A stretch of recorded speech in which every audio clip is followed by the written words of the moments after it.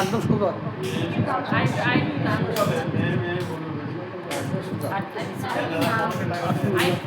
সবাই শুনুন, একদম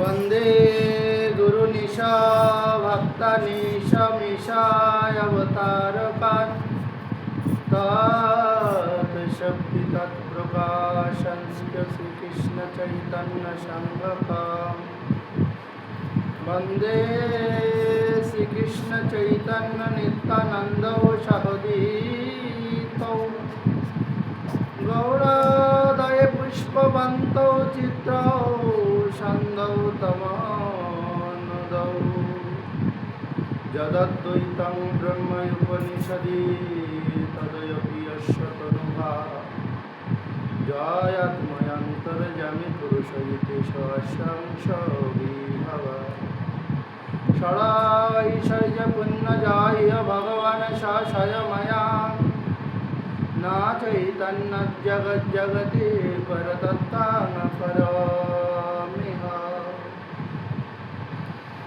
আজনলম্বিত ভুজৌ কনকাবদাতৌ সংকীর্তনৈক পিতরৌ কমলায়তাক্ষৌ বিশ্বম্ভরৌ দ্বিজবরৌ যুগধর্মপালৌ বন্দে জগৎপ্রিয়করৌ করুণাবতারৌ অজ্ঞানতিমিরন্ধস্য জ্ঞানাঞ্জনশলাকয়া চক্ষুरुन्मिलितं येन तस्मै श्रीगुरवे नमः पञ्चकल्पतरुभ्यश्च कृपासिन्धुभ्येव च पतितानां पावनेभ्यो वैष्णवेभ्यो नमो नमः वृन्दावै तुलसीदेवै प्रिया वै केशवस्य च कृष्णभक्ति प्रदेवी सप्तभक्तये नमो अनार्केतचरिञ्चिरात करुणाय अवतीर्णकलौ समारोपयत्मुन्नतयुज्जलरसं भक्तिश्रियं हरिपुरटसुन्दरकदम्बदूतिसन्निकेतसदहृदयकन्दरे स्फुरतौ सच्चिदानन्दनौ आनन्ददिदमय विग्रहाय हेमावदिव्यस्य विसुन्दराय तस्मै महाप्रेमरसप्रदाय चैतन्यचन्द्राय नमो नमः नित्यानन्द नमस्तभ्यं प्रेमानन्दप्रदायिने कलौ कल्मषनाशय जन्मवापतये नमः अद्वैताय नमस्तहस्ते महेशाय महात्मने यस्य प्रसादात् चैतन्यचरणे जायते गदाधारमयं वन्दे माधवाचार्यनन्दन महाभावचरोपाय चैतन्यभिन्नरूपेण शिवाश्रित्वनानन्दभक्तवत्सिकवल्लभ तं नमामि महायोगिन भक्तरूपसिनारद कृष्ण करुणा सिन्धु दीनबन्धु जगत्पते गोपेश गोपिकान्त राधा कान्त नमस्तुते तप्तकाञ्चन गौराङ्गी राधे वृन्दावनेश्वरी वृषभानुसुते देवी तं प्रणमामि हरिप्रिये जयतं सुरतौ वङ्ग मम मन्दमतेर्गति मत्सर्वस्य पदाम्बोजौ राधमदनमोहनं दिव्याद्विन्दरन्नकल्पद्रुमाधौ श्रीमद्रत्नाकर सिंहासनस्थौ राधा गोविंद देवौ पृष्ठया निधिसेव्यमानौ सदा विमान रसरसरम्भिवंशे वटतटस्थितौ करशनाविनशनैकपदपिनाथो स्यात्न तमदिदेवं करुणनिधानं तमदवर्णं सहितवतारम् अपार संसार समुद्र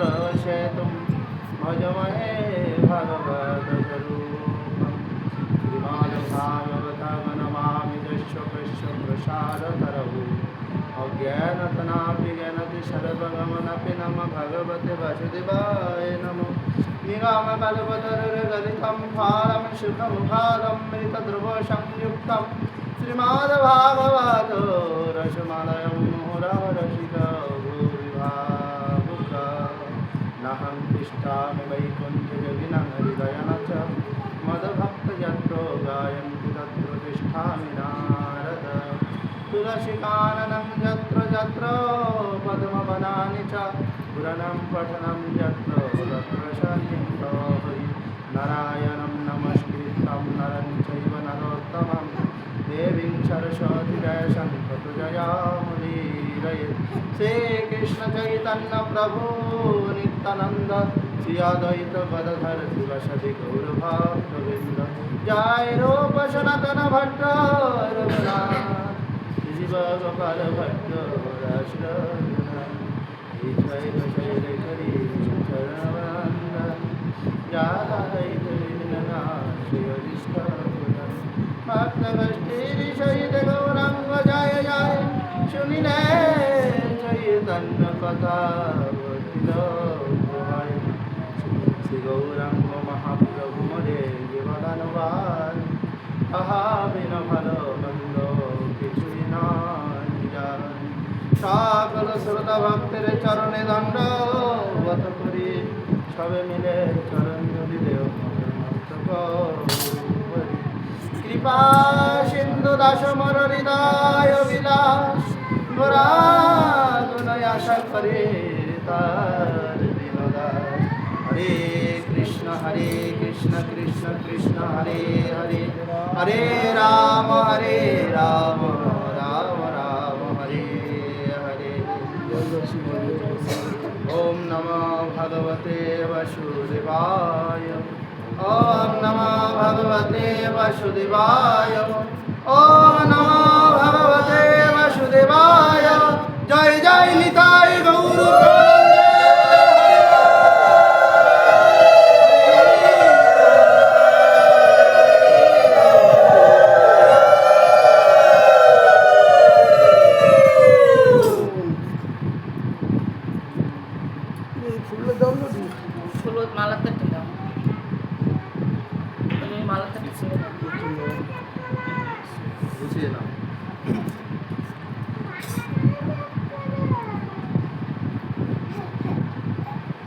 সর্বপ্রথমে আমি আমার শ্রীগুরু বন্দনা করি নিত্যলীলা হইতে হয়তো আশীর্বাদ করুন তৎপর মাতা পিতার চরণ কমল বন্দনা করি তারাও আশীর্বাদ করুন তৎপর উপস্থিত সমস্ত গৌর ভক্তবৃন্দের চরণ কমল বন্দনা করি সকলে আশীর্বাদ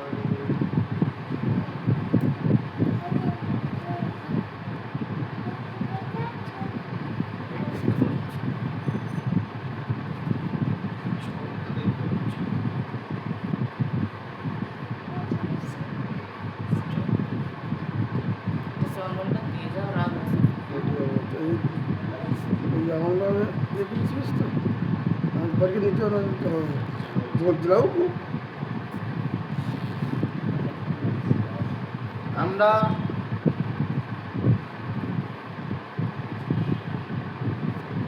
আজকে একটু রাধারানীর করুণার কথা শুনি যে তিনি কতটা করুণাময়ী, তিনি কত করুণা করেছেন জগৎবাসীকে। তার করুণার সীমা নাই। বলছেন রাধারানী কৃষ্ণচন্দ্র বলেছেন, শাস্ত্রে বলছেন যে যদি কৃষ্ণচন্দ্রকে পাওয়ার দরকার হয় তাহলে শুধু কৃষ্ণ ভজন করলে সবকে পাওয়া যায়। তার জন্য সূর্যদেব তিনি বহু হাজার বছর তপস্যা করেছেন। তারপরে কৃষ্ণচন্দ্রকে তার গোপ গোপী দাসী কিছু বলে, তাকে একবার দর্শন পাওয়ার জন্য খুব কত কোটি কোটি কত কোটি গল্প তার সান্নিধ্যে চেষ্টা করতে হয়, তার চরণে যেতে গেলে কত সময় লাগে। গোবিন্দ সহজে কৃপা করেন। যদি বলেন কেন সহজে করেন না, তিনি কিছু শর্ত আদি দিয়ে রেখেছেন, কিন্তু রাধারানী কৃপার কোনো শর্ত নাই। বলছেন রাধারানীর কৃপার শর্ত নাই কেন? কারণ রাধারানী তিনি কৃপাময়ী, এমন কৃপাময়ী যে কৃপায়, তার কৃপায় কোনো শর্ত তিনি রাখেন না। কিন্তু কৃষ্ণচন্দ্র শর্ত রেখেছেন। বলছেন কি শর্ত রেখেছেন? বলছেন কৃষ্ণচন্দ্র শর্ত রেখেছেন যে যে যথা মাং প্রপদ্যন্তে তাং ততস্তৈব ভজন্মহম। যে আমাকে যেভাবে ভজনা করে আমি তাকে সেইভাবে একটা শর্ত দিয়ে দিল, তুমি আমাকে যদি এইটুখানি ভজনা করো তোমাকে ওটুখানি করবো, বেশি কিছু দেবো না। কিন্তু রাধারানী কিন্তু ভাই তাই কৃষ্ণচন্দ্র যখন এইরূপ কথা বলছেন, এইরূপ কথা যখন কৃষ্ণচন্দ্র বলছেন, বলছেন যে এই কথার যে মর্ম,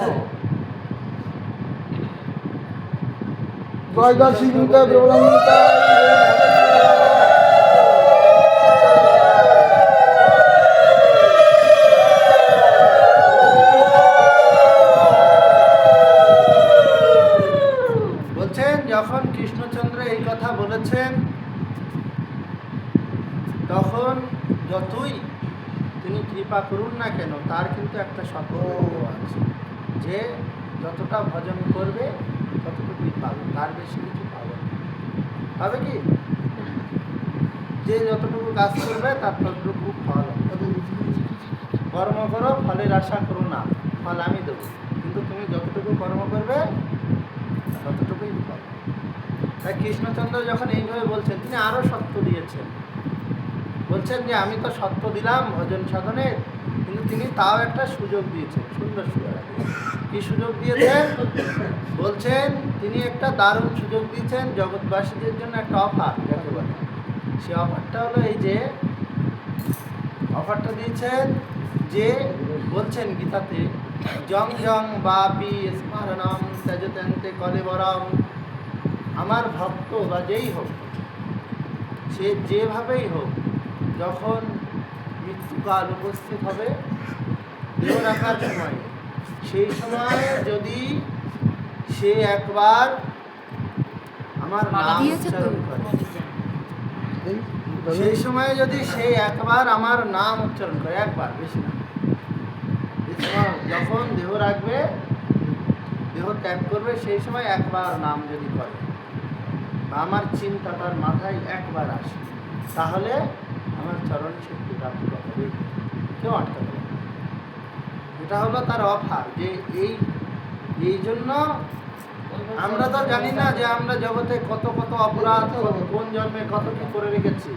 সেজন্য সমস্ত ভক্তগণ বলুন, আরও যত যত মহাত্মারা নন, কিন্তু অনেক ভক্তগণ তারা চেষ্টা করেন সারা জীবন এই অফার ধরার জন্য। যে ওই যে অফার, মৃত্যুকাল কখন আসবে কেউ জানে না। জানে কি? সম্ভব? একটা রাজার কাছে এক ভিক্ষুক গিয়েছে। রাজা বড্ড জনমদে মত্ত। তারপরে রাজার বিশাল রাজ্যে কি সুখ সমৃদ্ধিতে প্রজারা থাকে, কিন্তু রাজা একটু কঞ্জুস, মানে কীর্তন, বেশি খরচ খরচা করে না।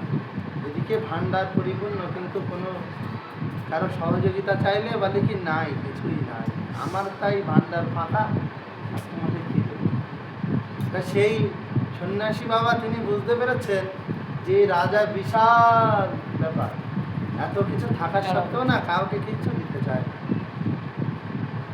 যখন কাউকে দিতে চায় না, তখন ওই সন্ন্যাসী উনি বলছেন যে কিছু দেবে না, আবার না দিলে হয়, কিছু দিতে হবে। তাহলে এই রাজাটাকে একটা শিক্ষা দিয়ে বলছেন শিক্ষা দেব। যেই বলছেন শিক্ষা দিই, কি শিক্ষা দেব? রাজার কাছে গিয়ে বলছেন, রাজা মশাই, আপনার চরণে আমার একটা প্রার্থনা আছে। বলছে, কি প্রার্থনা বলো? রাজা মশাই জানেন না তো, আমাদের তো সবাই সহজে বস্ত্র আদি দান করে না। করে কি? সন্ন্যাসী মানুষদের তারা বস্ত্র দেয়, সারা জীবনে একটা দুটো দেয় কি সন্দেহ। আর যদি নিজের একটা বস্ত্র থাকে, যে বস্ত্রটা পায় ওটা ওই সময়ই দান করে। কিন্তু সময় মতো আমরা বস্ত্র পাই যখন লাগে। তা রাজামশাই, এই দেখেন আমার এই কাপড়খানা ছিঁড়ে গেছে, তা কি করবো? একটা সুই কিনেছিলাম দোকানে, কিনে রয়েছে সুইটা, তা সুই কিনে জামাটা বস্ত্রটা সেলাই করেছি, সব চলছে। তা আবার তো লাগবে, তা আমার কাছে না সঞ্চয় করতে নাই, সন্ন্যাসীদের সঞ্চয়ের নিয়ম নাই। মহাপ্রভু ছোট বিপ্রকে যেমন সঞ্চয়ের অপরাধে একদম গোবিন্দ দাস গোবিন্দ দাসের সঞ্চয় করতে গোবিন্দ গোবিন্দ ঘোষ, গোবিন্দ ঘোষ। আর ছোট হরিদাস নারী মুখ দর্শন করেছিল। এবারে এই গোবিন্দ ঘোষ, যখন গোবিন্দ ঘোষ ঠাকুর উনি করলেন হরিতকি, মহাপ্রভুর মুখশুদ্ধির জন্য হরিতকি ছিল, সেই হরিতকি উনি পরের দিনের জন্য গুছিয়ে রেখেছিলেন। তাই মহাপ্রভু বলেছিলেন, তোমার তো কোনো সঞ্চয়ের স্বভাব যায় নাই, তুমি গিরিকে যাও, গিরে গিয়ে বিবাহ আদি করো, করে তুমি যে বিদ্যা জানো, বৈদ্য বিদ্যা, কবিরাজি বিদ্যা, এই বিদ্যায় সকলের মঙ্গল করো। তোমার আমার সাথে থেকে এই সন্ন্যাস জীবন হবে না, তোমার কাছে তুমি যাও। কিন্তু উনি তো যেতে চাননি, তবুও উনি গেছিলেন। তাই বলছেন এই সঞ্চয় অপরাধ, সঞ্চয় করা যাবে না। এবং মহাপ্রভু কঠোরভাবে দণ্ড করেছেন, কঠোরভাবে দণ্ড দিয়েছেন। কঠোরভাবে দণ্ড দেওয়ার পরেও মহাপ্রভু বলছেন যে এই যে দণ্ড দিল, এই সন্ন্যাসী বলছেন যে আমার তো কোনো কিছু সঞ্চয় করা ঠিক না, এই আজকেই কিনেছি, সেলাইটা হয়েছে, তা মহারাজ আমার এই সুইটা একটু আপনার পোশাকারে রেখে দেবেন। বলছে ঠিক আছে রাখবো। আবার এমন, আর মহারাজ আমি যেদিন মরে যাব তার আগের দিনে কিন্তু আমাকে দেবে। বলছে কেন, তার আগে কি জামা প্যান্ট ফাটবে না? বলছে ফাটলে তো আসবো আমি, না আসলে আমার ঋণ তো রেখে গেলে তো সমস্যা। এই সুই নেওয়ার জন্য আবার কোন জন্মে আপনি কোথায় কী হবেন, তারপর আপনি কবে সুই দায়ন করবেন, আমার বসে থাকতে হবে। সুই যদি না দেন আপনার কাছে গচ্ছিত রাখছি। মহারাজ বলছে সে ঠিক, তো বাবা তুমি কবে মরবে? বলছে আপনিই জানেন আমি কবে মরবো, আপনি কী করে জানেন? বলছে মরার আগের দিনেই দিতে হবে? বলছে হ্যাঁ। উনি তো হাসতে হাসতে চলে যাচ্ছে। এইবারে উনি বলছে, ওনার প্রধানমন্ত্রী বলছে যে মহারাজ সুইটা নিলেন, নেওয়াটা ঠিক হয়নি আপনার। বলছে কেন মন্ত্রী, এ তো এত বড় ভান্ডার, এত সোনা দানা, কোটি কোটি টাকার সম্পত্তি, কত কিছু আছে, তাই এই রক্ষা করতে পারছে আর একটা সুই রক্ষা করতে পারবো না? বলছেন আরে মহারাজ পারবেন না কেন, পারবেন, কিন্তু ওই লোক কবে মরবে তার ঠিক আছে? আপনার সেই মরার আগের দিনে চেয়েছে বেঁচে থাকা কাজে, তা আপনার এখন ওর পিছনে লেগে থাকতে হবে যে কখন মরে রূপসূত্র একটা রেখে দিতে হবে। কারণ ও কখন মরে তার আগে তো দিতে হবে, আর ও যদি মরে যায় তার আগে যদি না দিতে পারেন, কখন মরবে তো তার সেই নেই। যত বড়ই অসুখে পড়ুন নাও তো মরতে পারে, এবার বেঁচে উঠবে, তখন আপনার বৃথা সময় নষ্ট। তখন মহারাজ বলছে ঠিক তো, এত ধন সম্পদ তাহলে কি হবে? বলছে একটা সুই আমি ঠিক সময় মতো দিতে পারবো না? বলছে হ্যাঁ মহারাজ দিতে পারবেন না। তখন মহারাজের বুদ্ধি বলছে ঠিক তো, একটা সুই আমি ঠিক সময় দিতে পারছি না কাউকে, এত ধন সম্পদ সব জমিয়ে রেখে কী হবে? কেউ তো আমি সময় মতো কাউকে দিতে পারি। সেই সুস্থ বলো। তাই বলছে যে এইবার থেকে আমি সকলকে প্রাণ ভরে দান করব। আর সন্ন্যাসী যখন দেখছে যে মহারাজ প্রাণ ভরে দান করছে, উনি বলছে আমার একটা সুইয়ের কাজ হয়ে গেছে। আমরা ওইরকম সঞ্চয় করতে থাকি, কিন্তু আমরা দিতে চাই না, কিন্তু কিছু রাখতে পারবে। শুধু এই জগতের ভালো কর্ম, ভালো কাজ, এই ফলগুলি রাখতে পারবেন, তাছাড়া কিচ্ছু রাখতে পারবেন না। বলছেন কেন পারবেন না জানেন? কারণ হলো এই জগতে কিছু রাখা যায় না। এই জগতের কোনো কিছুই রাখা যায় না। যায় কি? রাখতে পারলে অনেকেই রাখতো। কত কত মহারাজা, তারা কি কিছু নিয়ে গেছে সাথে করে? একটা কানা করিও নিয়ে যায়, আর দেহটাকে পড়িয়ে একদম ছাই করে দিয়েছে, আর কিছু নাই, কিছুই রয়েছে, তার দেহটাই তাই নাই। আর তারপরে তো ধন সম্পদ এগুলো তো বাদ দিই। শাস্ত্রে বলছেন যে যারা কৃপণ ধনী, কৃপণতা করে, তারা হলেন জগতের সবচেয়ে বড় দানী। হেয়ালি করে কবিগণ বলছেন যে এরাই সবচেয়ে বড় দানী। তাই যেমন হেয়ানি করেছেন তেমন বাস্তব সত্যি কথা বলেছেন। বলছেন কেন? একজন কৃপণ ধনী সে নিজে কখনো ভোগ করে না। করে কি? যা সম্পদ আয় করছে ভোগ করে? সে ভোগ করে না, সে তার পরের লোকেদের জন্য রেখে যায়। এবার তারাও যদি কৃপণ হয়, কিন্তু তার বংশে একদিন ভোগী জন্ম নেবে, কারণ সে সম্পদ আহরণ করেছে। বলছেন কারো যায় সম্পদ উপার্জনে জীবন চলে, কারো ভোগ করে, আর কারো ওই সম্পদ থেকে টিকিয়ে রাখতে রাখতে জীবন। এই তিনটের উপরে আর কোনো লোক হয় কি? কেউ উপার্জনে, কেউ ব্যয়, আর কেউ ওটা ভোগ করতে করতে জীবন সে ওইটাকে মেনটেনেন্স করে, যে যা আছে সেটাই থাকুক, বেশি দরকার নেই, চলতে হবে। কিন্তু তারপরে ওই যে চলতে চলতে একসময় দেখা যায় এমন এক ভোগী জন্ম নিয়েছে ওই বংশে, যে সে পুরো ভোগ করে সব ধ্বংস করে ধুলোয় মিশিয়ে দিয়ে চলে গেছে। যায় না? কত কত বড় বড় মহারাজা কেন, মহারাজাদের কথা বাদ দিন, এখনকার সমাজেও দেখতে পাবেন যে পিতা ওরে বাবা কি সম্পদ জন্মি, সে খাতি পারেনি, সে খেতে পারেনি, কিচ্ছু করতে পারেনি। ওই কথা কথা আমার বাড়িতে নগর মোড়ল চলো জীবন খাইছে তোর জীবন সিরিউটে খাচ্ছেন। এবারে বলছেন যে এরকম সম্পদ কেউ ভোগ করে যায়, কেউ সেটাকে মেনটেনেন্স করতে করতে জীবন চলে যায়, আর কেউ ব্যয় করে নষ্ট করে, সব বাজেভাবে নষ্ট করে। যেমন গোকর্ণের ভাই বন্ধুকারী করেছে, ওর পিতা আত্মদেব কত কষ্ট করে করে কোথায় ব্রাহ্মণ পূজা পাঠ কত খাটাখাটনি করেছে সারা জীবন, খেটে খেটে উপার্জন করে বিশাল ব্যাপার করে তুলে, কিন্তু ওর ভাই এসে একদম সব ধূলিসাৎ করে পুরো বংশটাকে নাশ করে দিয়েছে। এরকম হয়। তাই বলছেন যে শাস্ত্রে এই কারণেই বলছেন যে কৃপণ ধনী সবচেয়ে বড় দানী। কেন? কারণ তারা নিজে ভোগ করে না, লোকের জন্য রেখে যায়, কাউকে ভোগও করতে দেয় না ওরা, যে আমার ছেলে মেয়েগুলো একটু ভোগ করুক, ছোট ছোট বলে জামা একটা বছরে কিনে দিয়েছি, ওইটা পরে সারা বছর চালিয়ে দিবি, ওইটা ছিঁড়ুক আর পরের বার দেখা যাবে। ছিঁড়ে গেলে ছেঁড়া জামা পড়ছে তাও ঠিক আছে না, এখন ওইটা বন্ধ হয়েছে, আগে হতো এগুলো। এখন একটা জামা একটু পুরানো হয়ে গেছে বাদ দিলাম, কিন্তু আগে এটা ব্যাপক।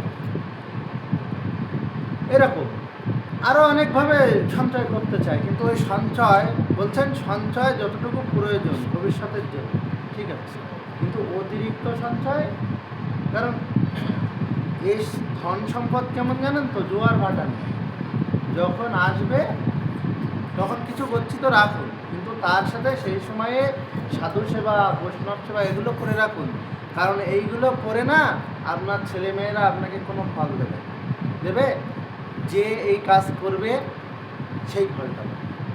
যখন আপনার হাতে সম্পদ এসছে তখন আপনি ব্যয় করুন। অনেকে বলে যে আমার না ছেলেমেয়েরা এখন কাজ করছে, আমার 50-60 বছর বয়স হয়ে গেছে, এখন আর পয়সা দেয় না। আমাদের একজন ভক্ত আসতো আমাদের অনুষ্ঠানে, সব অনুষ্ঠানে অ্যাটেন্ড করে, কিন্তু ছেলে মেয়ে ঠিক মানে না হয়, এখন বলছে পয়সা দেয় না, এখন সে আর আসতে পারে না, সে কাজে লেগে গেছে, সময় মতো কিছু করেনি, এখন এখন অসময়ে এসে ছেলে মেয়ে পয়সা দেবে কেন?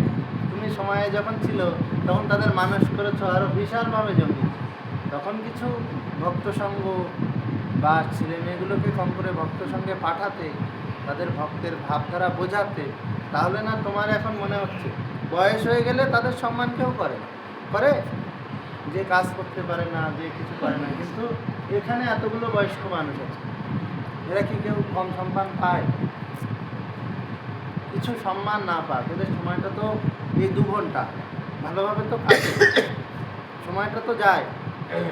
এই মাসটা যেসব বয়স্ক মানুষ আছে তাদের এই মাসের এই 2-2.5 ঘন্টা টাইমটা শুনবেন যে খুব ভালো গেছে। না হলে না সারা বছরে কেউ আসে না একবারও জিজ্ঞাসা করতে কেমন আছো, ভালো আছো, ওই বাড়িতে আছি, কি খাচ্ছি না যাচ্ছি হচ্ছে। কিন্তু এই 2 মাস সবার সাথে দেখা হচ্ছে, একটু কথা হচ্ছে, কেউ শুনছে ভালো আছেন কিনা। কারণ মানুষ এরা একা বাঁচতে পারে না, এদের সঙ্গী লাগে। একা যে থাকে সে হয় পাগল, না হলে অন্য কিছু। আর মানুষ হলো সমাজবদ্ধ জীব, তারা সমাজে চলতে পারে, সমাজ ছাড়া মানুষ কখনো চলতে পারে।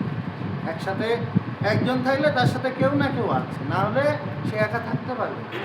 যদি বলেন ভক্তেরা কী করে থাকে, সে ভগবানকে নিয়ে থাকে, তার লীলা গুণ এইগুলির জন্যই তো ভক্ত হতে বলেছে, যে তুমি বৃদ্ধ বয়সটা কী করে কাটাবে, কী চিন্তা করবে বসে বসে।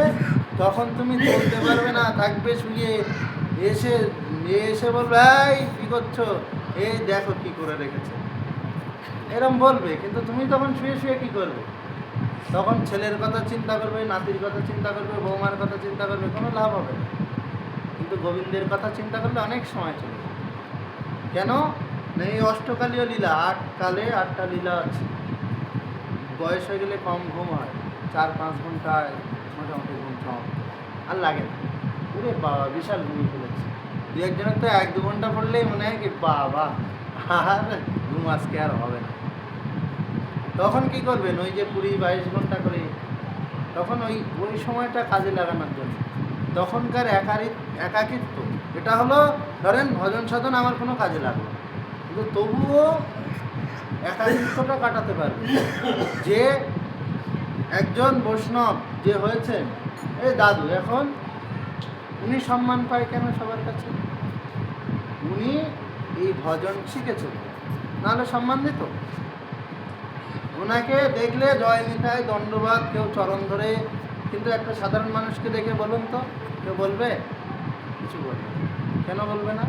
কারণ বৈষ্ণব সমাজ এমনই, এখানে যেই হোক তাকে সম্মান করা হয়, সে যেমনই হোক, আমাদের তাদেরকে রক্ষা করা হয়, দেখা হয়। এবারে এইটুকানি আশীর্বাদ কৃপা একটুখানি পাওয়ার জন্য মানুষ বোঝে না, কিন্তু এক সময় আসবে সেদিন বুঝতে পারবে। দেখবেন অনেক ছেলেমেয়েরা 20-22 বছরে 25 বছরে ভক্ত হয় না, তারপরে দূর ওইখানে যায় নাকি। যেই 40-45-50 হতে যাচ্ছে, সেই সময় সংসারের মতো চলে যায়, সেই সময় বুঝতে পারি না এইদিকে একটু ঝুঁকি যাই, না হলে আমি সময়টা কাটাবো কী করি? সময়টা তো বড় কাটানো। অনেক সময় বয়স হয়ে গেলে কী হয় জানেন তো, মানুষ মৃত্যুর জন্য দিন গুনতে থাকে, যে মরবো কখন, আমি মরবো কখন, আমি মরবো কখন, গুনতে থাকে। সত্যিকারের অনেকেই গুনতে থাকে, শুনবেন।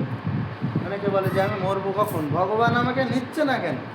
অনেকে ওই নিচ্ছে না বলে নিজের নামে তর্পণ কার্য সব শুদ্ধ এতে সব করি, কেন না আমি কখন মরবো সেই অপেক্ষা।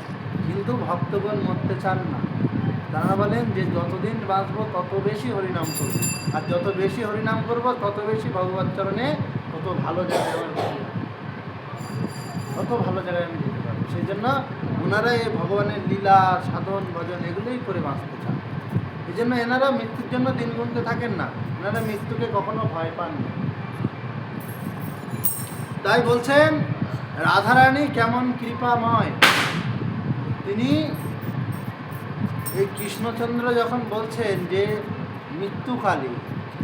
মৃত্যুকালে যদি কেউ নাম স্মরণ করে, বলছেন এর প্রকৃষ্ট যদি উপমা চান, অজামিল বাল্যকালে সাধন ভজন করেছে, যখন তার বয়স যৌবনে পা দিয়েছে তখন সে সাধন ভজন করতে করতে এমন দর্শন হলো যে সেই সেই দুর্মতি কাজে লিপ্ত হয়ে গেল। তারপরে ৮০-৮৮ বছর পর্যন্ত আর ভজন করে। ১৮ থেকে ৮৮ মানে কত হয়? ষাট এই ৭০ বছর। ষাট মানে ৭০, ৮০, ৮৮, ৭০ বছর। এই ৭০ বছর বয়সে উনি কি করেছেন? জুয়া, পাশা খেলা, মদ্য ক্রীড়াদি আরও যা যা না করা, চুরি ডাকাতি কি না করেছে, হত্যা সব করেছে, করে দেখেছে যে কোনটা কি বিষয়, কিভাবে ধন উপার্জন করা যায়। কারণ ধন উপার্জন না হলে আপনি কোনো আনন্দ করতে পারবেন না এই জাগতিক সংসারে, ধন না থাকবে। কিন্তু ধন না থাকলেও ভাগবত সেবা করতে হবে। অল্প ধনেও হয়ে যায়, একেবারে লাগে না তা নয়, অল্পতে হয়ে যায়। কিন্তু অন্য অন্য জাগতিক সুখ ভোগ করতে গেলে অল্প ধনে কাজ হয় না। তাই এই অজামিল শেষে মৃত্যুকালে ইনি একবার মাত্র ভুল করে তাও নিজের ছেলেকে ডেকেছিলেন, গোবিন্দকেও ডাকেননি, কিন্তু তবুও নারায়ণ সাক্ষাৎ তার বিমান পাঠিয়ে দিয়েছিলেন যে ওকে নাম আভাসেই জীবের মুক্তি। ঠাকুর মহাশয় বলেছেন নাম আভাস মানে নাম বলিনি কিন্তু নামের আভাস হচ্ছে। মহাপ্রভু বলছেন হরিদাস, জগতে তো সবাই বুঝলাম নাম, কিন্তু এই জবন মুসলমান এরা নাম করে, এদের কি করে। তখন হরিদাস ঠাকুর বলছেন প্রভু চিন্তা করবেন না, ওদের জন্য ব্যবস্থা আছে। বলছে কি ব্যবস্থা? বলছে ওদের জন্য ব্যবস্থা হলো ওরা নাম আভাসে জীবের মুক্তি কলিকালে। তাহলে নাম আভাসে যখন জীবের মুক্তি হবে ওদের নাম আভাস হয়ে যায়। বলছে কোথায়? বলছে কি এমন কোনো জবন পাবেন না যার মুখে হারাম শব্দটা নেই। আছে না? সবাই বলে এটা করবে না, আমরা বলি করবে না, ওরা বলে এটা হারাম। বলছে হ্যাঁ রাম, রামকে ডাকছে, এ রাম তুমি কোথায়? হারাম মানে হারাম, রামের আভাস হয়ে যাচ্ছে বারবার করেও। উনি একটা উদাহরণ দিয়েছেন, আরো কত নাম উচ্চারণ করে। কারণ মহাপ্রভু বলেছেন ভারত ভূমিতে মনুষ্য জন্ম হইল যার, জন্ম সার্থক করি করো পরোপকার। এই জন্ম হয়েছে ভারতভূমিতে সাধারণভাবে জন্ম হয় না। যমরাজ বলছেন না যে জন্মেছে এই পাপী, এ যদি ভারতে জন্মায় এ জীবনে একবার না একবার হরিনাম করেছেই, করতে হবে, না করলেও একে করতে হবে। কি করে? কারণ এই ভারতভূমিতে জন্মানোর সৌভাগ্য সকলের হয় না, তারই হয় যে কিছু না কিছু ভাগবত ভক্তি, কিছু না তার নাম অবশ্যই একবার উচ্চারণ না করে সে পারবে না। সেই রকম বলছেন যে এই নামে ওদের মুক্তি ঘটে, আরও অনেক কিছু করে। তা হরিদাস ঠাকুর যখন বলছেন, উনি দাস গোস্বামী, রঘুনাথ দাস গোস্বামীর পিতা হিরণ্য গোবর্ধনের রাজসভায় গিয়েছে। জমিদার তো, জমিদারদের সবাই গিয়েছে। সেখানে গোপাল নামে এক তরুণ যুবক ছিল, সে লেখার কাজ করত, কায়স্থ লেখার কাজ করত। এবার ও লিখতো হিসাব কিতাব সব। এবার ওই সবাই হরিদাস ঠাকুরকে সসম্মানে সিংহাসনে বসিয়ে একটু হরিনামের মাহাত্ম্য কথা শুনছে। এবার হরিদাস ঠাকুর বলবেন না বলে দিয়েছে নাম আভাসে জীবের মুক্তি ঘটে। এইবার সেই গোপাল সে উঠে বলছে এত শাস্ত্র অধ্যয়ন, তপ জপ যজ্ঞ ধ্যান, হাজার হাজার বছর তপস্যা, এগুলো কি ফাও হয়ে গেল? নাম আভাসায় মুক্তি ঘটে যাবে? তখন হরিদাস ঠাকুর বলছেন হ্যাঁ নাম আভাসায় মুক্তি ঘটবে, এর আবার কি, অন্য কোনো তো ব্যাপার নেই, শুধু বিশ্বাস থাকতে হবে বা নাম করতে হবে, তার আভাসায় মুক্তি ঘটবে। বলছে একবার নাম বললাম তার আভাসায়, আমি তো নাম বলছি না, আমি নাম আভাসও করছি না, আমি নাম বলছি ডাইরেক্ট, তাহলে তো আমার মুক্তি ঘটে যাবে। এ হতে পারে, তার বিশ্বাস। তাই বলছেন এ হতে পারে না বলে কি বললেন, যদি হয় তাহলে তো ভালো, আর যদি না হয়, না অবশ্যই মুক্তি না হয়, তাহলে হরিদাস ঠাকুর আপনার নাক কেটে দেবে। এবার ঠাকুর ঠাকুরের যেই নাম আচার্য হরিদাস ঠাকুরের যেই বলেছে নাক কাটবে, এবার এত বড় অপমান, তখন ওই হিরণ্য গোবর্ধন ওকে বলছে তোমার আজকে থেকে চাকরিতে আসা এই পর্যন্ত, আর আসো। আর ওনারা খুব লজ্জিত হয়ে গেছে যে আমার সবাই কেউ এরকম বলবে, কখনো কল্পনাও করতে পারে। তাও একজন ব্রাহ্মণের ছেলে, উনি ব্রাহ্মণের ছেলে ছিলেন কিন্তু কায়স্থের কাজ করতেন। তা যখন বলেছে হরিদাস ঠাকুরকে নাক কাটবে, হরিদাস ঠাকুর বলছেন সে নাম হবে, সে তো মুক্তি হবেই, সে আমার নাম কাটুক, তা ঠিক আছে, যা হয় হবে। একটু গৌরহরির নাম স্মরণ করলেন আর ওই নামে মত তিনি কোনো লজ্জাবোধ অপমান বোধ কিছু বললেন না, ওখান থেকে চলে গেলেন। ওই সভা যখন ত্যাগ করে চলে গেছে, ওই গোপাল তো আর 2-3 দিন কাজে আসে না। এবার তার 3 দিন বাদে শোনা গেছে গোপালের দেহে গলিত কুষ্ঠ, ওই যে কুষ্ঠ হচ্ছে, বলছেন বৈষ্ণব অপরাধ খুব সাংঘাতিক। বৈষ্ণব অপরাধ যদি কোনো গ্রামে হয় তাহলে সবাই মিলে প্রতিবাদ করুন, পারলে না করলে কি হবে, ওই অপরাধের ভাগী ওই গ্রামকে ভোগ করতে হবে। একজন অপরাধ করেছে কিন্তু আপনার পড়ছেই তো, আপনারা প্রতিবাদ করেননি, সেই দোষে সবাইকে ভোগ করতে হবে ওই অপরাধ। না বলছেন ভোগ সবাইকে কেন করতে হবে, কারণ কিছু করার নেই, জগৎটা এমন, যদি ভোগ না করেন, ভোগ মহাপ্রভুর এই বিধান যে যে দেশে যে গ্রামে বৈষ্ণব অপরাধ হয় সেই গ্রাম নাশ হয়ে যায় সম্পূর্ণ, কোনোদিন সেই গ্রাম উজাড় করে দিতে হয় ওই এক বৈষ্ণব অপরাধ। তাই এই গোপালের যখন বৈষ্ণব অপরাধ হয়েছে 3 দিন বাদে কি হয়েছে শুনুন।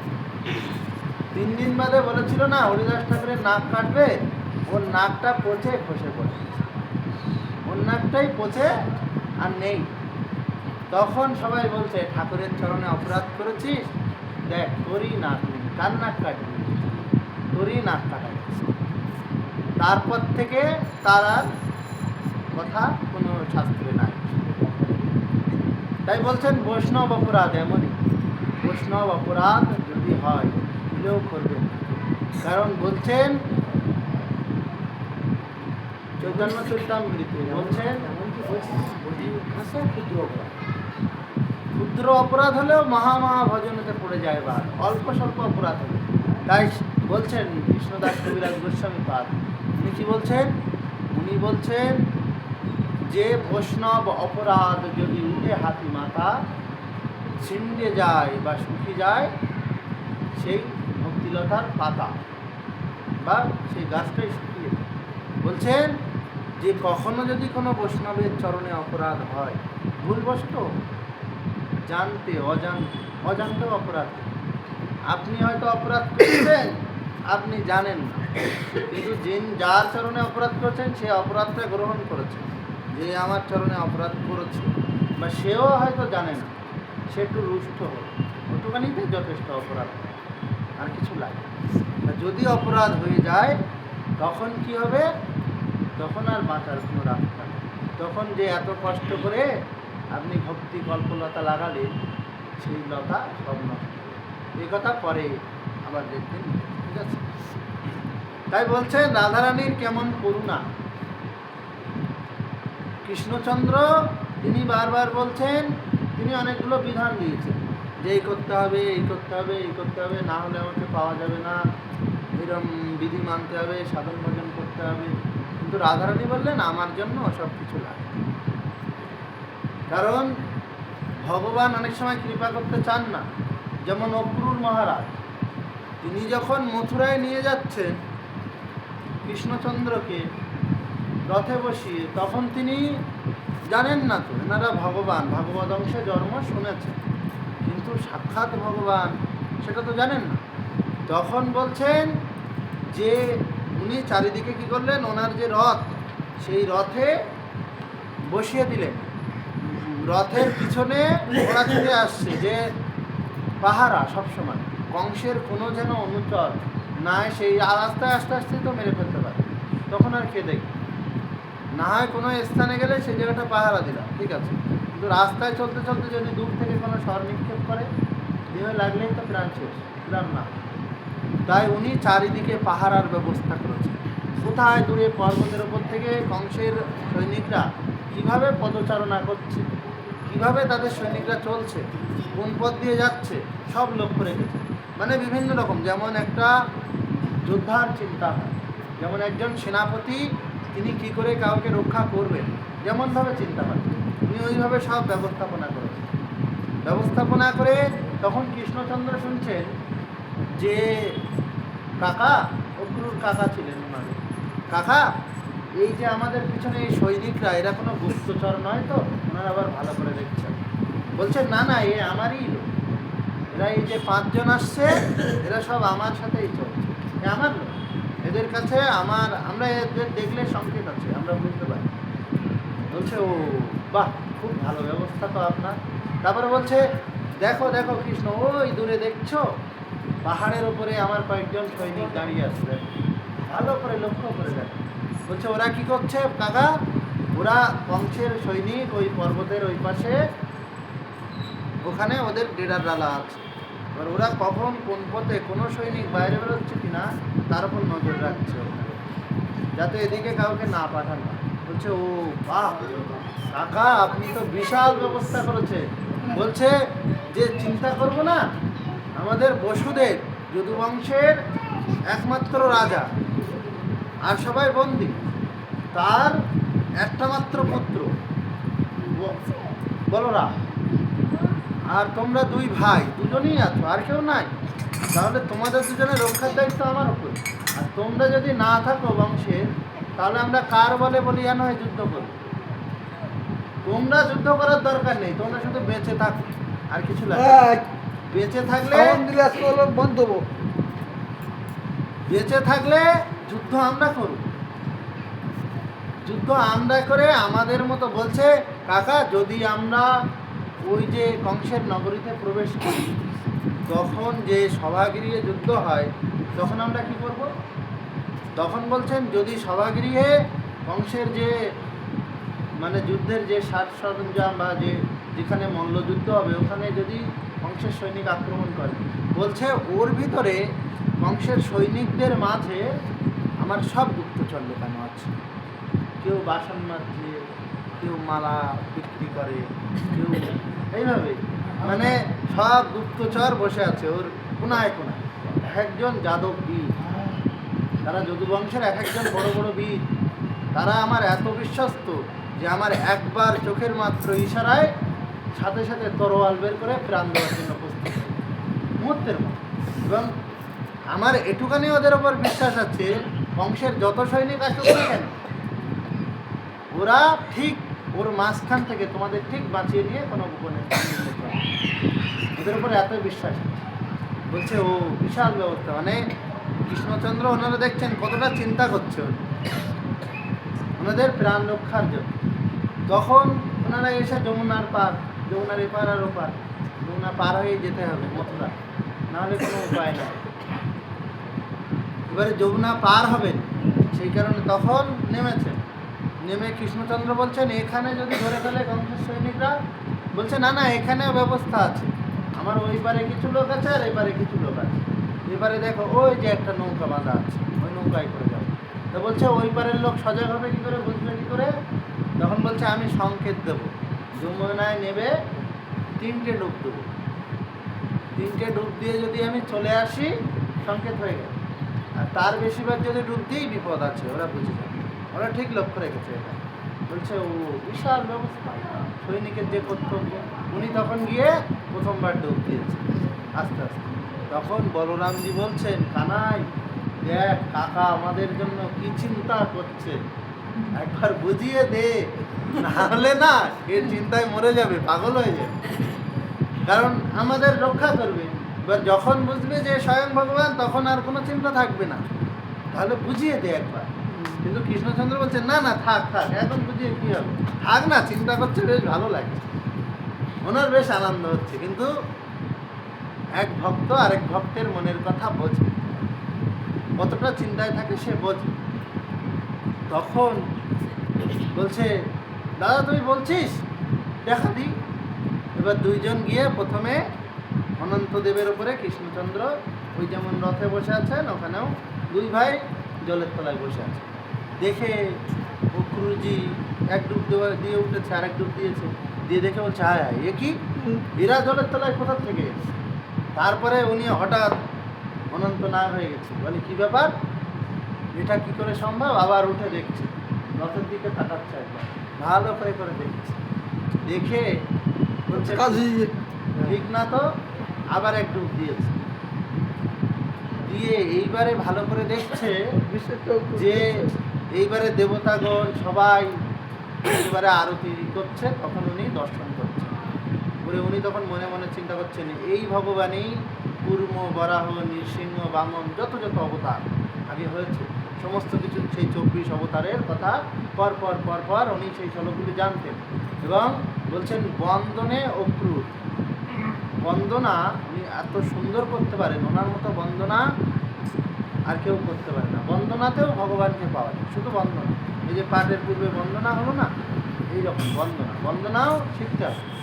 এত স্তুতি ভগবান বলছেন, ভক্তরা বলে হে প্রভু তোমাকে পেয়ে ধন্য হয়ে গেলাম, এই হলো সেই হলো, অনেক কিছু বলে, আমার জীবন সার্থক হয়ে গেল। ভগবান বলে কি, ওই শুনে শুনে না সবাই এক কথা বলে, যত ভক্ত আছে সবাই এক কথা বলে, কিন্তু এই ভক্তেরা স্তুতি করে সবাই আলাদা, যতবার স্তুতি করে এই এক এক ভক্ত এক এক ভাবে স্তুতি করে। সেই জন্য ভগবান ওগুলো যতটা শোনেন না শোনেন, ওই আগের স্তুতিগুলো উনি খুব কায়দা করে শোনেন, খুব ভালোভাবে শুনতে চান। তাই যখন এই স্তুতি করছে সব দর্শন হলো, তখন আরেকটা ডুব মারবেন, উনি একেবারে উঠে যমুনায় থেকে উঠে উনি ওই কৃষ্ণের চরণে এসে প্রণাম করেন। কৃষ্ণচন্দ্র বলছেন, কাকা করছেন কি, এরকম করবেন না। বলছে যে আমার সব চিন্তা দূর হয়ে গেছে, আমার আর চিন্তা নেই। বলছে কাকা আরেকটা ডুব মারবেন না? সংকেতটা তো পূর্ণ হলো না, বলে গেছিলেন। বলছে আরেকটা ডুবেরও চিন্তা আমি মুক্ত। মানে উনি এখন বুঝে গেছেন যে এই স্বয়ং ভগবান, এই তো এনার উপরে আমি চিন্তা করবো কি করতে, ভগবানের উপরে সেই চিন্তা করে এখনো লাভ আছে? ইনি সব জানেন, যা করার রক্ষা করার, আমরা একে রক্ষা করবো কি, এ উল্টে আমাকে রক্ষা করবে। তখন থেকে আর গুরু মহারাজের কোনো চিন্তা নেই, উনি ওই পার করে যমুনা পার হয়ে বলছে আমি এখন চিন্তা মুক্ত, তোমরা যেভাবে খুশি ওখানে ঘুরে বেড়াও, কোনো ব্যাপার না। না হলে এইভাবে যদি যেতে, তা আমি কত রকম টেনশনে থাকতাম, এইভাবে পাহারা দিতে হবে, এই সেই অনেক কিছু ব্যবস্থা করতাম। কিন্তু তার জন্য কিন্তু মথুরায় গিয়ে ওনাদের ছেড়ে দিয়েছিলেন, ওনারা নিজেদের মতো কোথায় রজককে মারছে, কোথায় হাতিকে মারছে, বিভিন্ন রকম কাণ্ড করে বেরিয়েছে, ওই জন্য ছেড়ে দিয়েছিল, না হলে উনি ছাড়তেন না। উনি খুব কায়দা করে আষ্টে পৃষ্ঠে চারিদিক থেকে গুছিয়ে গাছিয়ে রাখেন। তাই বলছেন যে ভক্তরা কিন্তু এরকম কৃপা মানে, বুঝেছেন, ভক্তদের প্রতি ভক্তদের কৃপা আছে, কিন্তু কৃষ্ণচন্দ্র অত সহজে উনি কৃপা করেন। তাই বলছেন, কৃষ্ণচন্দ্র নিজেই বলেছেন, কি বলেছেন, যে যে করে আমার আশ আমি তার করি সর্বনাশ, তবু যদি সে না ছাড়ে আমার পাশ, আমি তার হই দাসের অনুদাস, দাসেরও দাস হইতে। বলছেন কেউ যদি আমার আশ করে, আমি তার সর্বনাশ করি। বলছেন কি সর্বনাশ করি? বলছে আমাদের দেখে মনে হয় সর্বনাশ, কিন্তু প্রকৃতপক্ষে আমাদের উপকারই করছে। কী কী উপকার করছেন? বলছেন আমাদের কাম, ক্রোধ, লোভ, মোহ, মদ, মাৎসর্য, এই যে 6 ঋতু, 6টা শত্রু, ভজন সাধন, এই সবগুলিকে নাশ করে দেয়। আত্মীয় স্বজন, পরিবার পরিজন, ধন দৌলত, টাকা পয়সা সব নাশ করে দেয়। যখন আপনি সব কিছু হারাবেন, যখন আপনার কাছে পয়সা আছে, তখন কিন্তু ভগবানকে একবারও ডাকেন না। যখন পেটে খিদে, তখন বলে হে ভগবান যদি দিতে। তখন যখন সুস্থ আছেন, কেউ সুস্থ থাকলে সহজে ডাকেন, যারা ডাকেন তারাই তো মহাত্মা, যারা সুস্থ থাকেন। আর যারা ডাকেন না, তারা তো এই জগৎকে ভোগ করার চেষ্টা করছে। কিন্তু এই মায়ার জগৎকে যতই ভোগ করবেন, ভোগের বাসনা কখনো পূর্ণ হবে না। যেমন অগ্নিতে যতই ঘি ঢালেন, অগ্নি নিভবে? অগ্নিতে ঘি ঢালা, অগ্নিতে যদি ঘি ঢালেন কি হবে? যত ঘি দেবেন তত আগুন বাড়বে। যত ঘি দেবেন তত আগুন বাড়বে। যত সংসারকে ভোগ করবেন তত ভোগের ইচ্ছা করবে, যত ভোগ করতে চাইবেন।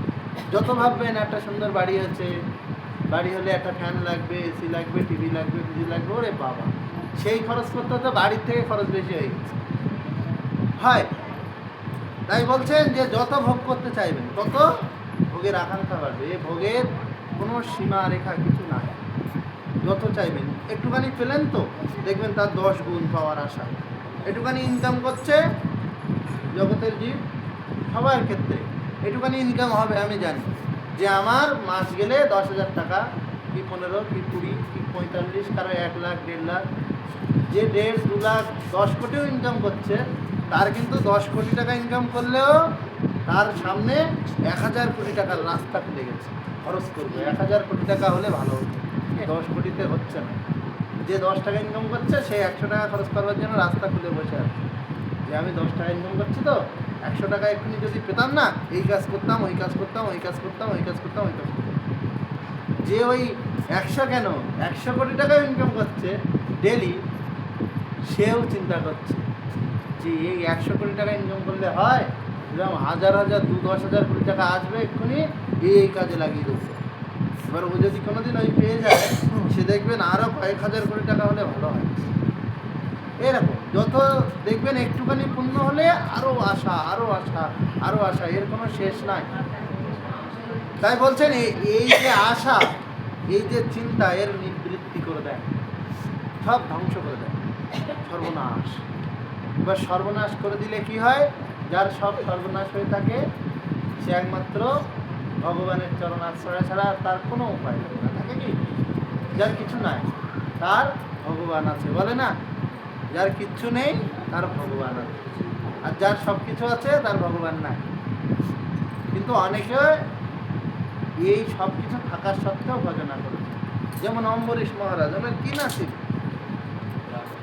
রাজা, চক্রবর্তী সম্রাট, কিন্তু তবুও রাজর্ষি অম্বরীশ। তাই বলছেন তার সর্বনাশ করেন, কিন্তু তবুও এইসব সর্বনাশ হওয়ার সত্ত্বেও সে যদি আমার বাস না ছাড়ে, আমার আশা না ছাড়ে, আমাকে তবুও ভালোবাসে, তাহলে আমি তার দাসেরও দাস হই। তাই বলছেন গোবিন্দ এরকম কৃপা করেন, কিন্তু উনি খুব কষ্ট করে করে কৃপা করেন। কিন্তু রাধারানী কীরকম কৃপা করছেন একটু শুনুন তার মহিমা। কদিন আগে জন্মাষ্টমী গেছে, ওই জন্মাষ্টমীতে কৃষ্ণচন্দ্রের সখারা চিন্তা ভাবনা করে যে এই বছর কানাইয়ের জন্মাষ্টমী এমন বড় করে করবো না, রাধারানীর জন্মাষ্টমী বড় করে হবেই না, ছোট, আমাদের মতো করতেই পারবে না।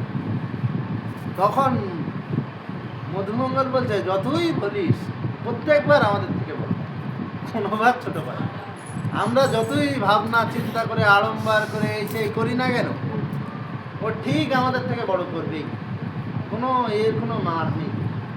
তখন ভুল নেই, তখন মধুমঙ্গল যে এই কথা বলছে, আরে তুই চুপ করতো, এইবার এমনভাবে করবো না, ও রাধারানীর ওই রাধা অষ্টমী ব্রত বা রাধা অষ্টমী অনুষ্ঠান, রাধার জন্মতিথি বড় করে করতেই পারবে না আমাদের থেকে, এত বড় করে করবো যে আমাদের দেখেই ভয় খেয়ে যাবে। বলছে ও তাহলে কি করবি? সব সখারা যুক্তি করছে, কৃষ্ণচন্দ্র আছে। কৃষ্ণচন্দ্র বলছে ভাই তোরা দেখ, আমি তো বুদ্ধি খুঁজে পাচ্ছি না, আমার তো মাথায়ই আসছে না যে আমি কি করে রাধারানীকে হারাবো। এ খুব হারানো, খুব ওই সখীরা না বিরাট চিন্তা ভাবনা করে, ওদের আমরা যতই হারাতে যাই ওরা তার থেকে দ্বিগুণ পরিমাণ নিয়ে আসে, তখন আমরা কি করে হারাবো?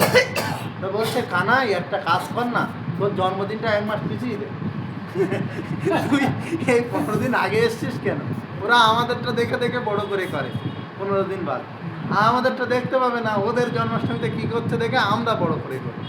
কানাই বলছে আরে তাই হয় নাকি, একবার এসছি জগতে এক টাইমে, আবার বলছে পিছিয়ে দিতে, এ কি সম্ভব? তখন কানাই যেই শুনে বলছে যে এটা সম্ভব না, তখন বলছে ঠিক বলেছিস, সম্ভব। মানে সখারা এমন ভোলা বা এমন সরল যে ওনারা কানাইকে বলছে জন্মদিনটা পিছিয়ে দেয় 1 মাস, ভালো হবে, 15 দিন বাদে হবে, তখন আমরা ভালো করে করব, আর ওদেরটা দেখে দেখে করব। আর ওরা না হলে না আমাদের বুদ্ধি ঠিক দেখে সেরকমই করবে, কিন্তু আমাদের থেকে ভালো করবে। কি করে হয়? তাই এই বলতে বলতে সখারে একজন বলছে, এই এবারে লাড্ডু খাওয়াবো সবাইকে। বলছে, ও লাড্ডু খাওয়াবি? তা লাড্ডু তো সবাই, ও তো আরও বেশি বেশি খাও। বলছে, না, লাড্ডু সবাইকে পরিপূর্ণ করে খাও, যার যত চাই তত লাড্ডু। বলছে, তাই? ঠিক আছে। কৃষ্ণচন্দ্রকে বলছে, আমরা ভাবছি লাড্ডু দেবো তোকে, এইবারে ব্রজের সবচেয়ে বড় দানি বানাবো। বলছে, তাই? ঠিক আছে, ব্রজের দানি হবে। কৃষ্ণচন্দ্র বলছে, তোরা বুদ্ধি ঠিক করেছিস তো? বলছে, হ্যাঁ হ্যাঁ, এবার তোকে কেউ হারাতে পারবে না। সখারা বলছে, ঠিক আছে। কৃষ্ণচন্দ্র সব লাড্ডু কারিগর ডেকে এনে লাড্ডু বানানো শুরু করেছে।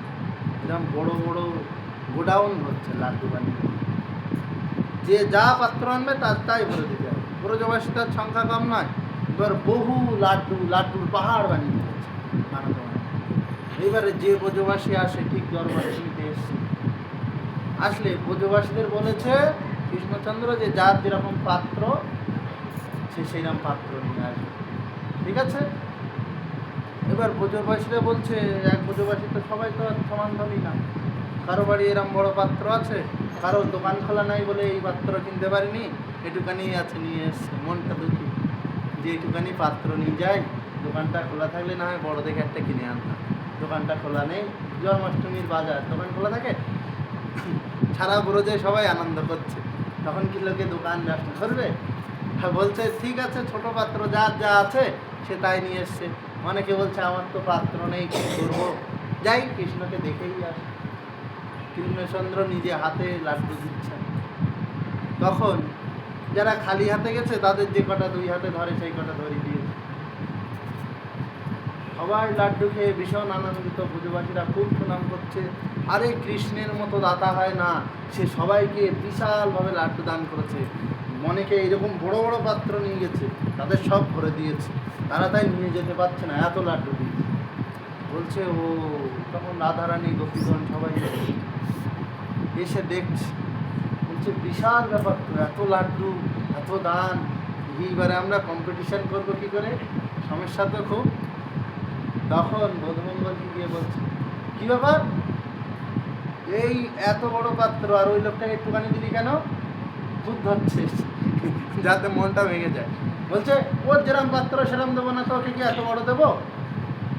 তখন বলছে, ও বুঝলাম, তা ঠিক আছে, এই ছোট ছোট পাত্র করে যারা যারা পাচ্ছে, বলছে, এইটুখানি পাত্র লাড্ডু হলে কি কম হয় নাকি? আর এত বড় পাত্র হলে তো বিশাল ব্যাপার। তা বলছে যে ঠিক আছে, ওনারা খুঁত ধরার খুব চেষ্টা করেছে, ওরে সখীরা তো অনেক, এই একটা চেষ্টা করে ওই একটা চেষ্টা করে করে করে, বলছে এবার ঠিক ধরতে পারছি না, এরা একেবারে আট ঘাট বেঁধে লেগেছে, এদের আর কোনো ফাঁকা কিছু নেই, কি করা যায়? এবার এদের তো বিশাল করে অনুষ্ঠান হয়েছে, ব্রজে জয় জয়কার হচ্ছে। এবার যখন লাড্ডু বন্টন শেষ হয়েছে, ব্রজবাসী সবাই লাড্ডু পেয়ে গেছে, তখন কৃষ্ণচন্দ্রকে সবাই কাঁধে করে বলছে, হাতি ঘোড়া পাল কি জয় কানাইয়া লাল কি বলে জয়ধ্বনি করতে করতে নগরে নগরে ঘোরাচ্ছে ঘাড়ে করে, কাঁধে করে। এইবারে সব সখারা বিশাল আনন্দ, ওরে বাবা! যখন এই আনন্দ হচ্ছে, তারপরে ঠিক 15 দিন বাদে রাধাষ্টমী প্রবেশ। বলছে, এইবার কি করে পারে দেখবো। মধুমঙ্গলের সবাই সখারা একদম কৃষ্ণচন্দ্রের জয় শ্রীকৃষ্ণ করতে করতে ওনারা যাচ্ছে, এইবার কি করে পারে, এইবার তো হারিয়েই ছেড়েছে। এবার গিয়ে বর্ষণায় যথারীতি গেছে, গিয়ে রাধারানীর বাড়ি ওই পাহাড়ের মাথায়, তাহলে তো যেতে হবে। এবারে যাওয়ার সময় ওই পথেই গেটের মুখে সখীরা সব বসে আছে। কি ব্যাপার মধুমঙ্গল, তোমরা এসছো? যাও যাও যাও যাও যাও, আমাদের বিশাল উৎসব হচ্ছে, গিয়ে দেখো রাধারানী। তখন মধুমঙ্গল বলছে, আগে যাব কেন, আগে দেখবো কি করছো তোমরা, আমাদের হারানোর জন্য কি ব্যবস্থা নিয়েছো। এই সখা সবাই বসো, আমরা আগে বসে বসে দেখে নিই। এইবারে ব্রজবাসী একজন এসছে। কি ব্যাপার? সেইটুখানে একটা পাত্র এনেছে। পাত্র আনলে ললিতা দেবী বলছেন, দাও পাত্র আমাদের কাছে। রাধারানী ভিতরে আছে, চলে যাও, পাত্রটা নিয়ে ভিতরে পাঠিয়ে। এবার ভিতর থেকে সেই লোক এত বড় এক পাত্র করে নিতে পারছে না, বলতে বলতে আসবে, বলছে কি কি ব্যাপার? মধুমঙ্গল বলছে কি হলো ব্যাপারটা? বলছে কি তোরা তো পাত্র দিসনি, আমরা পাত্র বড় দিয়েছি আর সেইরকম পরিমাণ লাড্ডু দিচ্ছি। বলছে ও বাবা, এ তো এবারে যেই আসে কেউ খালি হাতে আসছে কিছু নেই, তাকেও এত বড় পাত্র, যার অল্প পাত্র তাকেও এত বড়, মানে কারো কম দেই, সবাই এক সমান পাত্র আর একই প্রসাদ দিচ্ছে। এবার রাধারানীর ওপরে কৃষ্ণচন্দ্রের ওপর যা সন্তুষ্ট হয়েছিল, তার থেকে এবার সবাই রাধারানীর জয়গান করছে। কৃষ্ণ কিরাম দানি আমরা বুঝে গেছি, পাত্র দেয় না, আর এই রাধারানী সবাইকে পাত্র দিচ্ছে, দিয়ে সব পাত্র ভরে ভরে দিয়েছে। বলছে তখন কৃষ্ণচন্দ্রের পুরো মান সম্মান চলে গেছে। বলছে তোদের বুদ্ধিতে আমার মান সম্মানটা একেবারে জলে মিশে গেল। গায়ক ছিল অল্প স্বল্প, লাড্ডু দেওয়ার বুদ্ধি করেছে কোথায়। তখন সখারা বলছে আমরা তো বুঝতে পারিনি যে পাত্রও দিতে হবে, লাড্ডুর সাথে পাত্রও দিতে হবে। ওরা সব পাত্র নিয়ে ব্যবস্থা করে একদম সবার জন্য একদম সবার সমান পাত্র দিয়েছে, কারো মনে আর দুঃখ নেই, সবাই সমান লাড্ডু পেয়েছে। যে একা বাড়িতে সে যা লাড্ডু পেয়েছে, যারা 10 জন তারাও একই পেয়েছে। এবার বলছে ও ভুল হয়ে গেছে, এর পরের বার না হয় কানাই ঠিক করবো। বলছে যা এবার করিয়ে দিয়েছিস, আর পরের বার ঠিক করতে হবে না, আর তোদের উপর আমি কোনো দায়িত্ব দেবো না। তখন মহাজনগণ এই এর থেকে বলছেন, এই কথা আনন্দের, কিন্তু এর ভিতরে বিশেষ কিছু লুকিয়ে আছে। হ্যাঁ, বলছেন মহাজনগণ বলছেন কৃষ্ণচন্দ্র এমনই, উনি লোকের পাত্র দেখে দেখে ভক্তি বা কৃপা দান করেন। তুমি যতটা ভজন করবে আমি ততটাই দেবো, তার বেশি দিই না। কিন্তু রাধারানী কি করেন, উনি পাত্রও দেন, তার সাথে কৃপাও উনি বড় করে দেন। উনি ওই এইটুকানি আছে তুমি করেছো বলে তোমাকে ওটুকানি কৃপা দেবে না, উনি ওনার পাত্র বানিয়ে নেবে। পাত্র যদি ফুটো থাকে কাম করো লোভ মোহ দ্বারা, সেটাকে রিপেয়ার করে দেবে, মানে ঠিক করে দেবে, দিয়ে তারপরে সেটাকে ভরে ভরে কৃপা দেবে। বুঝেছেন? এই বলছেন রাধারানী এত কৃপাময়ী। বলছেন হ্যাঁ, উনি এরকম কত কৃপা করেছেন ভক্তদের। বলছেন কীরকম কৃপা করেছেন, একটা উপমা দিচ্ছেন মহাজনগণ। বলছেন যে রাধারানী কীরকম কৃপা করেছেন শুনবে। এক ঠক বৃন্দাবন ঘুরে বেড়াচ্ছে। এবার ওই ঠক ঘুরে বেড়াতে বেড়াতে যাকে পায় তারে ঠকায়। এবারে ব্রজ ধামে কি ঠক নাই? ব্রজ ধামে ঠকও আছে, সাধুও আছে, সবাই আছে। এবারে ওই ঠকরা যখন সারা লোককে ঠকায়, অনেকে দুঃখিত হয়, অনেকে কষ্ট পায়। ঠকিয়ে দিলে কি হয়, কষ্ট তো একটা হৃদয়ে হবেই। এবার ওই ঠক ঠকিয়ে ঠকিয়ে ও মনে মনে তেগে আছে যে আমি তো জীবনে ভগবানকে পাবো না, আর আমি এই জন্য যা করছি করে নিই, তারপরে হলে যা হয় দেখা যাবে। ও করে করতে থাকে, আর ঠক একটা অভ্যাস, ওই দিয়ে ওনার জীবিকা চলে। বলছে জীবিকার জন্য তো করি, কি আর করবো। এবার ঠকাতে ঠকাতে ঠকাতে ঠকাতে, তাই বলে কিন্তু আপনারা ঠকাতে যাবেন না কাউকে, হ্যাঁ। যে ঠগের যদি রাধারানী কৃপা করে, তাই বলে আমরা একটু ঠকিয়ে দিই লোককে, আমাদের যদি একটু করে, ওরকম করবেন না, কারণ ওটা ঠিক না। ঠকানো বা এগুলো ভালো জিনিস না। এতে রাধারানী ভুলবশত যদিও কৃপা করতে পারেন, কিন্তু সহজে সঠিকভাবে সঠিক পথে কৃপা পাওয়া যায়। যেমন অজামিলের মতো, আপনি দুর্বৃত্ত হান টান কাজ করলেন, করে লাস্টে গোবিন্দের নাম আসবে না। অজামিলের বাল্যকালে সাধন ভজন পূর্বজন্মের বহু ভালো কৃত কর্মের ফলে লাস্টে গিয়ে ওনার ওই নামটা এসেছিল, তাও সঠিকভাবে আসে না, ভুলবশত এসে গেছে।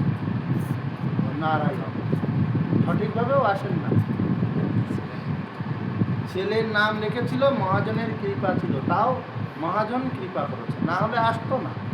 মহাজন যদি ছেলেটার নাম না রাখতে বলতো নারায়ণ, ওই জন্য ছেলে মেয়েদের নাম অন্য কিছু রাখবে না, সব ভগবানের নামে রাখবে।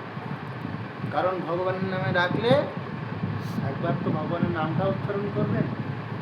ডেলি এই রাম এদিকে আয় বা শ্যাম এদিকে আয় বা আরও যা যা নাম আছে, ভগবানের নামের অভাব নাই, সহস্র নাম আছে, 1000 নাম, 1000 নাম, আরও কত কত নাম আছে, যত খুঁজবেন তত নাম পাবেন, তার নামের সীমারেখা না। সেই জন্য বলে ভগবানের নামে বাচ্চা কাচ্চা বাড়ি সবার নাম রাখে। যদি নাম রাখা হয় তাহলে কী হবে, বারবার সেই নাম উচ্চারণ হবে। এবং আর শুধু আপনি না, কোনো বিধর্মী এলেও তার সেই নামেই তো ডাকতে হবে, কারণ নাম গোবিন্দ, সে কি আর কি বলবে, গোবিন্দই তো বলতে হবে, এই গোবিন্দ শোন, কিছু করার নেই। বিধর্মীরাও উচ্চারণ করবে ভাগবত নাম, আছে কি কিছু করার? ওই জন্য এমন নাম দিতে হবে যে তারাও উচ্চারণ করে উদ্ধার করবে। আমরা তো পাবোই ওই নাম উচ্চারণ করতে পারবো। তাই বলছেন যে সেই শক্ত সবাইকে ঠকাচ্ছে, এই ঠকাতে ঠকাতে এক বাবাজি, সে খুব সরল, সে গৃহ সংসার পরিত্যাগ করে ব্রজধামে এসেছে। তার একটাই ইচ্ছা, একবার যদি যুগল দর্শন পেতাম। কেউ কি আছে আমার একটু যুগল দর্শন করাবে, এমন মহাত্মা বা যে কেউ? আর উনি সরল মনের, তো সবার কথা বিশ্বাস করেন। আর এই সরল মনের লোকদের সমস্যা আছে, এরা যাত্রার কথা বিশ্বাস করে আর যে কোনো কথা, এদের কোনো গ্যারান্টি না, যে ভুল কাজও করে ফেলে ওই লোকের কথা বিশ্বাস করবে। যেমন গদাধর পণ্ডিত গোস্বামী, বল্লভাচার্য, উনি এসে বলছে যে গদাধর পণ্ডিত,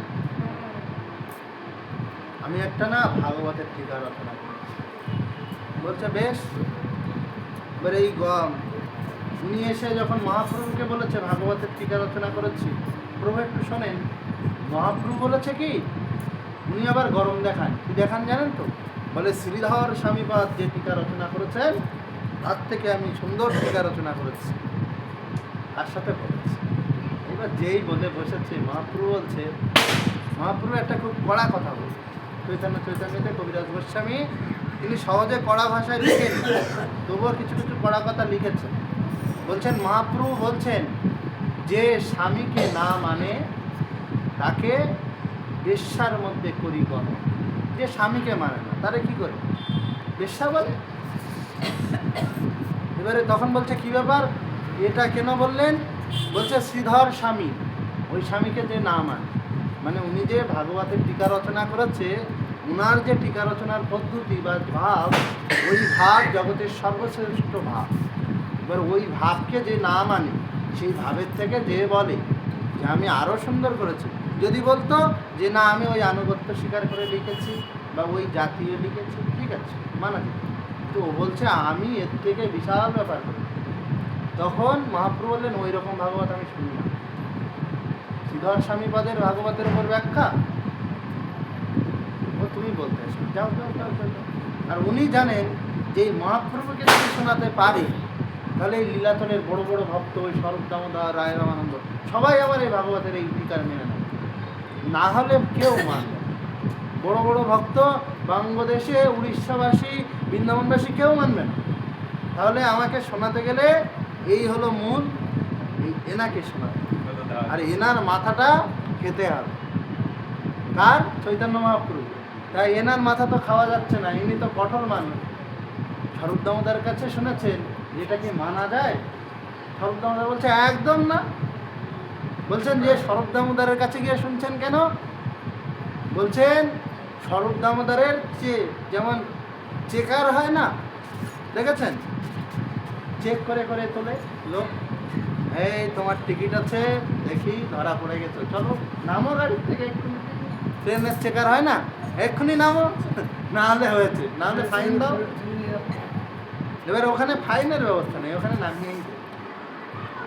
এইবারে যখন এই হয়েছে, তখন শ্রীধর স্বামীপাদ দেখছেন, তখন ওই মহাপ্রভু এই স্বরূপ দামোদরকে রেখেছেন চেকার হিসেবে। মানে ইনি এমন সিদ্ধান্তে নিপুণ, এনার সিদ্ধান্ত কখনো ভুল হতেই পারে। চৈতন্য মহাপ্রভু অনেকবার পরীক্ষা করে দেখেছেন যে এই স্বরূপ দামোদরের সিদ্ধান্ত কখনো ভুল হওয়া সম্ভব না। যত বড়ই ভক্ত, যত বড়ই প্রেমিক, যত বড়ই রসিক হোক না কেন, সে যদি কোনো ভুল কথা বলে বসেছে, স্বরূপ দামোদর তাকে একদম ধুইয়ে নিংড়ে ভালো করে পরিষ্কার করে বলবে যে যাও বাবা, না হলে এ কথা মহাপ্রভুর সম্মুখে যাবে না, বিপদ আছে। এইবারে এনারেও তাই করেছে, বলছে হলো না তো, অন্য উপায় খুঁজতে হবে। তাই অন্য উপায়ে গেছেন গদাধর দাস গদাধর গোস্বামী পণ্ডিতের কাছে। গদাধর পণ্ডিত গোস্বামী উনি টোটা গোপীনাথে বসে, গোপীনাথের সামনে ওনার শোনা আছে যে মহাপ্রভু এই শ্রীমদ ভাগবত শ্রীধর স্বামীর টিকা একমাত্র আস্বাদন করে ওই গদাধর পণ্ডিতের কাছে। এবং দুজনে ইনিও যেরকম কাঁদেন, উনিও সেরকম কাঁদেন। আর মহাপ্রভু সবচেয়ে ভালোবাসতেন ধ্রুব চরিত্র আর প্রহ্লাদ চরিত্র। উনি এই ভালোবাসার মাধ্যমে উনি দেখাতে চাইছেন যে বাল্যকালে সাধন ভজন কৃষ্ণ পাইবার আসে, আর বৃদ্ধকালে সাধন ভজন আসে কি না আসে তা ঠিক নেই, আসবে কি না ঠিক নেই, কিন্তু বাল্যকালে আসবে এরকম ভাবা যায়। কারণ একটা কঞ্চিকে কাঁচা অবস্থায় আপনি মেখে দেবেন, মেখে যাবে তো। একটা বাঁশ সে যখন বয়স কম ছিল, মানে সবাই গজিয়েছে, তখন এরা হেলে পড়েছে। 1-2 বছর বাদে গিয়ে ওই বাঁশটাকে সোজা করবেন তো দেখি, কেউ পারবে না। একটা কঞ্চি কাঁচা, তাকে এরকম মেখাবেন, মেখে যাবে, কিন্তু একটা শক্ত শুকনোকে ওই দেবেন, ভেঙে যাবে।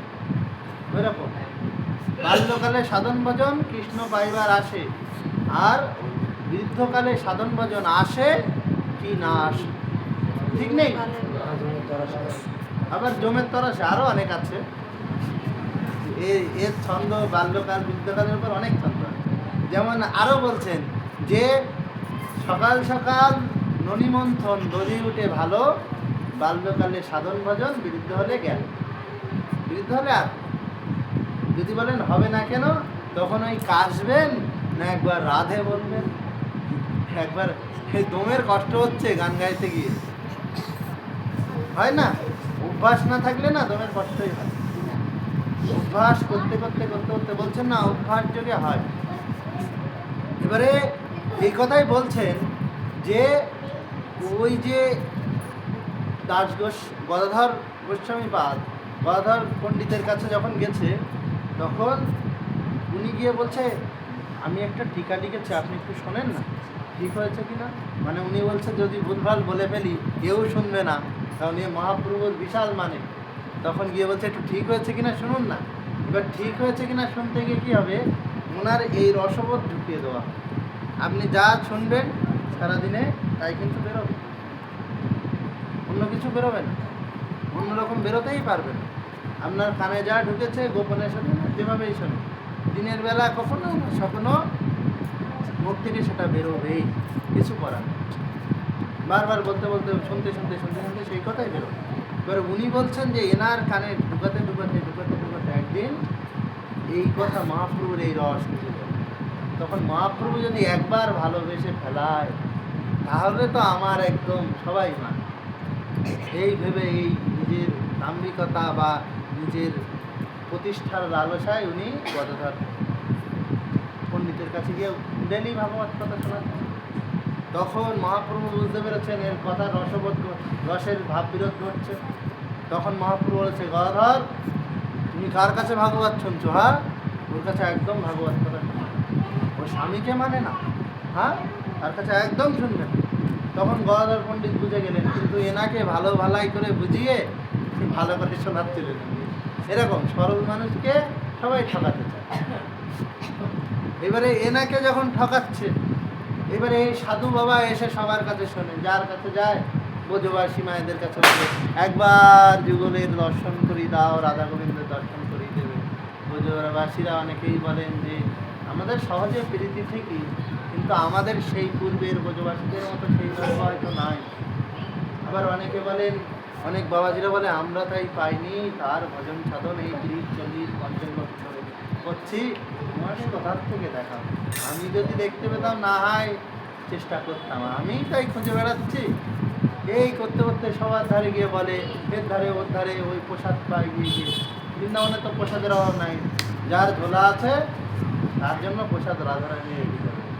আর আপনি যদি ঝোলা না ধরতে পারেন, নিচেই বসে না প্রসাদ পেতে পারেন, অনেকে গেছিল, কিন্তু তারা কিছু কিছু ভক্তরা দেখলাম ওরে বাবা ভিখারির মতো খেতে দিচ্ছে। আমরা বলি বলে কি, ব্রজধামে ভিখারির মতো নয়, সেখানে নিচেই বসে ভক্ত রজের উপর বসে প্রসাদ পাওয়া ভাগ্যের ব্যাপার, এটা বুঝবে না। আমার পরিক্রমা গেছিলাম না, তবে আসে বাস ঘুরে আসলো আবার সবগুলো